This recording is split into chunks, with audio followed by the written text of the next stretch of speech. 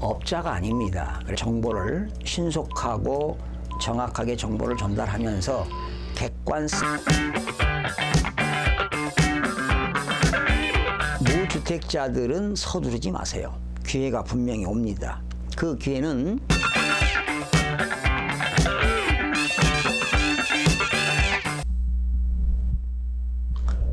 시청자 여러분 안녕하십니까? 반갑습니다. 김동수입니다. 이 시간의 주제는요, 내가 채권자라면 돈을 받을 수 있는 그 권리의 배당 순위에 대해서 한번 알아보겠습니다. 여러분, 이건 이제 민사집행법에 관련된 내용인데요. 우리가 뭐 상가 건물 소유자나 또 아파트 건물 소유자가 돈이 필요하게 되면 금융기관에 근저당권을 설정하고 돈을 빌려옵니다. 그런데 그 채무자가 이자를 상환하지 못하게 되면 금융기관은 법원에다가 경매를 신청합니다. 즉 금융기관은 채권을 회수하기 위해서, 즉 담보권을 실행하기 위해서 법원에다가 의무경매를 신청하게 됩니다. 그런데요, 채무자 입장에서는 금융기관에 돈을 빌려온 돈을 못 갚은 경우에 뭐 추가 담보 대출도 있고요, 또 대부업에서 돈을 빌려오는 경우도 있고, 또 그 채무자가 그 세금을 못 내면 국가가 또 재산을 압류하기도 하고요, 지방세를 못 내도 압류하기도 하고요, 또 신용카드 대금을 못 갚게 되면은 또 신용카드 회사가 가압류도 하게 되고요, 또 개인 간의 채권 채무가 있다면 또 역시 채권자가 채무자의 재산을 가압류하기도 합니다. 그래서 그 채무자의 등기부를 띄어보면 채권자들이 뭐 압류, 가압류 뭐 이런 것들이 쭉 근저당권 설정한 내용들이 나오잖아요. 이랬을 때 채권자가 법원에다가 경매를 신청합니다. 네. 뭐 의무경매나 강제경매를 신청하게 되면 이제 채권자가 먼저 그 경매를 하기 위해서 들어가는 그 집행 비용을 미리 예납하도록 되어 있거든요. 뭐 300이면 300, 500이면 500 이렇게 예납을 하게 되는데, 그렇다고 채권자가 부담하는 건 아닙니다. 나중에 그 집행 비용은 결과적으로 채무자가 부담하게 되는 겁니다. 그래서 법원에서 이제 경매가 진행되면 1등으로 낙찰받는 사람을 최고가 매수신고인이 되는데, 이 최고가 매수신고인이 낙찰받고 법원에다가 잔금을 납부하게 되면 법원에서는 사법보좌관법에 의해서 사법보좌관이 배당표를 작성합니다. 그래서 배당 순서가 나오거든요. 이랬을 때 여러분이 이런 배당 순위를 안다면 과연 채권자로서 채무자에게 과연 얼마만큼 돈을 받을 수 있는가, 이것을 분석할 수가 있습니다. 그래서 민사집행법에는 꽃이 바로 배당입니다. 그래서 이 시간에 채권자들이 돈 받을 수 있는 배당 순위에 대해서 알아보겠습니다. 1순위가 민사집행법 53조 규정에 의해서 집행비용이 먼저 공지합니다. 배당받을 금액에서. 그 집행비용은 민사집행법 53조에 의해서 집행비용 부담이라는 게 있는데, 이건 누가 부담하는 거냐. 결과적으로 강제집행에 필요한 비용은 채무자가 부담하고 그 집행에 의하여 우선적으로 변상을 받는다. 네. 그러니까 채무자가 부담하는 거예요. 빚을 지면 집행비용까지도 들어가는 거지요. 채권자가 예납을 하고 나중에 받게 된다. 그러면 집행비용에는 뭐가 있느냐. 신문 광고료가 들어가고요, 그리고 집행관들이 현황조사 수수료가 들어가고 매각수수료가 들어가고 감정평가법인에다가 감정평가를 의뢰하게 되면 감정평가 수수료가 들어갑니다. 그리고 법원에서 이해관계인들에게 특별 송달로 공문을 보내는데 송달료가 들어갑니다. 예. 이렇게 해서 집행비용에는 5가지가 있습니다. 신문 광고료, 현황조사 수수료, 매각 수수료, 감정평가 수수료, 그리고 송달료가 되겠고요. 이게 이제 1순위라고 보면 돼요. 예. 그 다음에 2순위는 그 많은 채권자 중에 두 번째 받는 사람은, 그리고 그 집행비용은 채권자가 받는 거죠. 예납을 했으니까. 그러나 부담은 채무자가 하는 겁니다. 2순위는 제3취득자의 필요비와 유익비입니다. 자, 이건 민법에 나오는데요. 민법 367조는 비용상환 청구권이 있습니다. 제3취득자에 만약에 거기 세입자가 들어갔는데 집주인, 임대인 집이 경매가 나왔어요. 그런데 세입자가 살고 있는 임차인이 그 주택을 보존하는 데 들어간 비용이 있습니다. 예를 들면 두 가지가 있어요. 유익비가 있고 필요비가 있는데, 유익비라고 하는 것은 그 재산 가치가 증가되는 지출이 되겠습니다. 그리고 필요비는 현상 유지를 위한 들어간 비용이 필요비인데, 그러면 세입자가 그런 유익비와 필요비를 지출했으면 당연히 집주인, 임대인한테 돈을 받아야 되는데, 받지 못한 상태에서 임대인의 주택이 경매가 나온 거예요. 그러면 법원에다가 비용상환 청구권을 법원에다가 청구하게 되면 받을 수가 있습니다. 이게 2순위가 되겠습니다.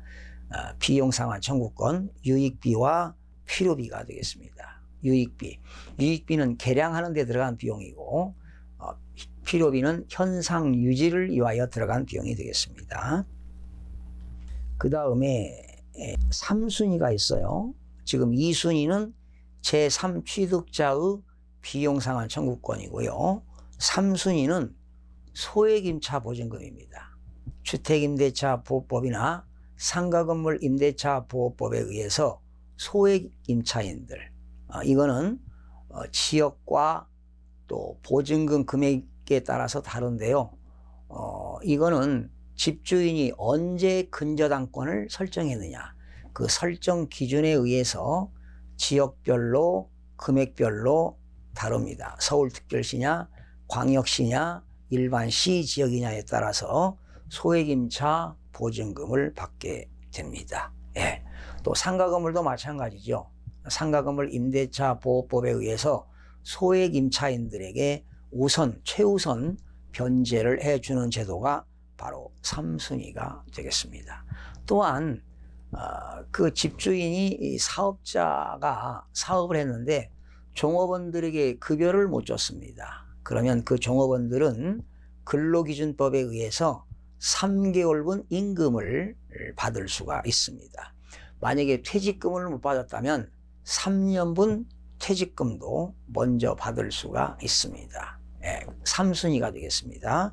그러니까 3순위는 소액임차 보증금하고 근로기준법에 의해서 3개월분 임금.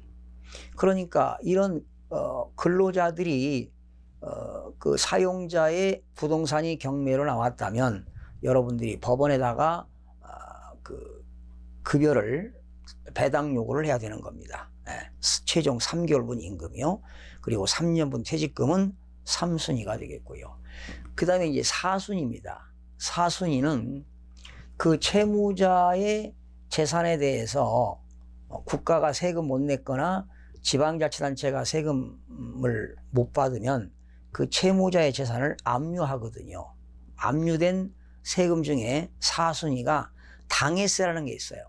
여기에는 국세가 있고 지방세가 있는데, 국세는 그 채무자가 세금 못 낸 그 당해세가, 국세는 종합부동산세입니다.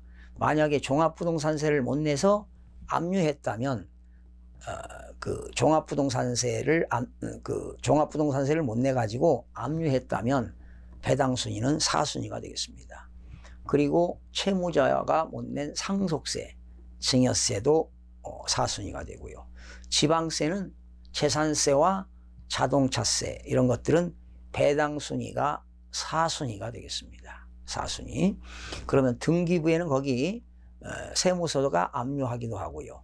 시장군수구청장이 압류하기도 했는데, 이러한 세무서나 지방자치단체는 법원에다가 배당 요구라고 하지 않고 교부청구라고 합니다. 교부청구. 그래서 이러한 세금들은 배당 순위가 4순위가 되겠고요. 5순위는요, 근저당권입니다. 금융기관. 금융기관에서 받는 순위는 5순위가 되는 거예요. 근저당권이라든가 전세권자. 여러분, 전세권은 용익 물건이죠. 그리고 근저당권은 담보 물건인데 5순위가 되겠습니다. 조세채권에 법정 기일 전에 등기된 저당권과 전세권은 배당 순위가 5순위가 되겠습니다. 그러니까 금융기관에서 돈을 빌려주고 그 채권을 회수하는데 그 순위에 보면 5순위에 해당한다는 겁니다.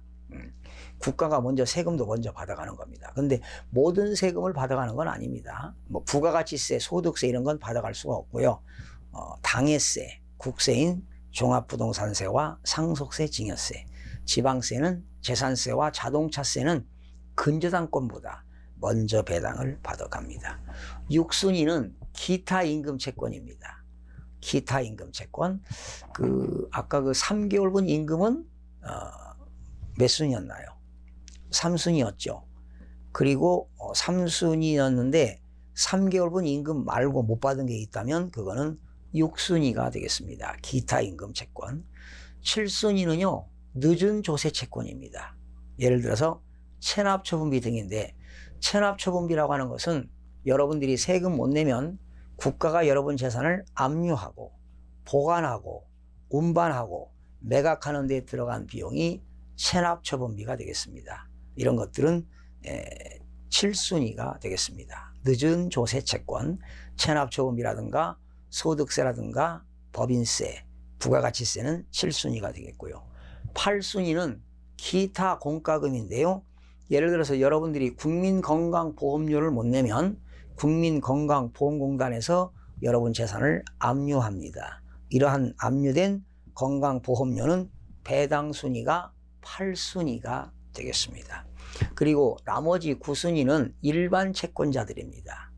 여러분들이 개인 간에 돈 빌려주고 못 받게 되면 채권자가 채무자의 재산을 법원에다가 가압류를 신청해서 등기 목적은 가압류, 등기 원인은 가압류 결정해서 가압류한 거 있잖아요. 여러분들이 신용카드 대금 못 갚아도요, 신용카드 회사가 여러분 부동산에다가 가압류를 하게 됩니다.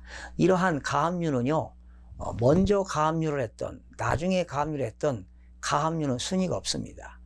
9순위, 제일로 일반 채권으로서 가압류권자들은 평균 안분 배당을 받게 됩니다. 그래서 거의 가압류한 사람들은요, 거의 배당을 받지 못하는 경우가 허다합니다.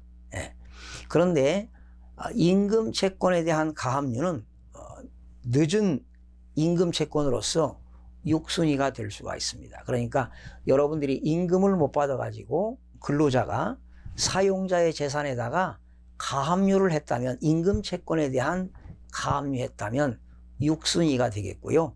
그냥 일반 채권 채무 관계에 가압류했다면 9순위로서 마지막 순위가 되겠습니다. 그래서 여러분들이 돈을 빌려줄 때도 반드시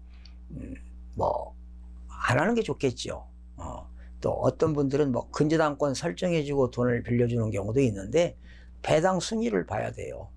여러분, 아파트가 3억짜리가 있는데 이미 그 소유자가 근저당권이 1금융권에서 2억, 또 2금융권에서 5천, 대부업에서 3천, 이런 상태에서 여러분들이 근저당을 설정하고 돈을 빌려주어도 후순위가 되기 때문에 먼저 근저당권 순위별로 배당을 받아가니까 후순위는 배당을 받을 수가 없습니다. 그래서 많은 분들이 돈 받을 그 채권자들이 어떤 경매가 진행됐을 때 과연 내가 배당을 받을 수 있는 순위가 어디에 해당하느냐, 이 정도는 파악해야만이 경제적인 손실이 발생하지 않을 수가 있습니다. 이 시간에는 배당 순위에 대해서 살펴봤습니다. 시청해 주신 여러분 대단히 고맙습니다. 다음 시간에 찾아뵙겠습니다.